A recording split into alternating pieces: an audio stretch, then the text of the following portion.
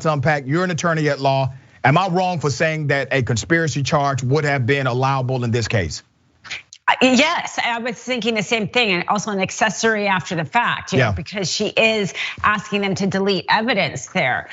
You know, this is the worst kind of situation we can see, because we can't expect every government actor to always do what they're supposed to do, but we have to expect the checks and balances in our system to work. So if a prosecutor is going to be this corrupt, you know, this is when things can get scary in terms of justice. The same thing happened, incidentally, in the Ahmaud Arbery case. They knew the prosecutor in that case, and she was not pursuing it, and she's getting charged as well right now. That also wouldn't have come out if the video hadn't gone viral. So to your point, yes, this is happening a lot.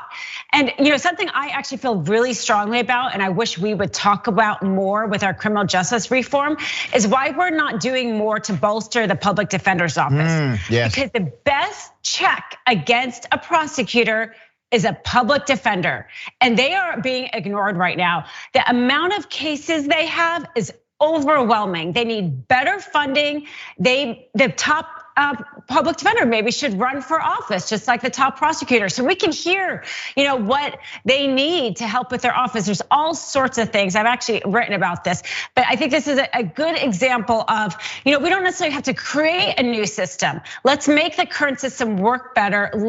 Because this prosecutor is doing more than just this. If she's, you know, him or her are corrupt this way, they're doing this in all of their cases or in more of their cases. And a good public defender who has the time, could kind of reveal that and kind of root out those prosecutors that may exist in our system.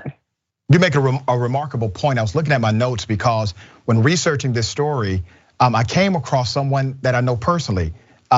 His name is Professor Jonathan Rapping, and he talks about what you just said, how in the criminal justice reform space, the entity left out of the conversation are public defenders. And he has a nonprofit called Gideon's Promise. And Gideon's Promise, they recruit public defenders who are truly called to do this kind of work. And then they advocate governmental entities to properly fund them, to properly give them resources necessary to defend individuals in courts. So you are absolutely 100% correct. We have left them out of the conversation. The organization Gideon's Promise, they put them front and center. So big ups to Professor Rapping for doing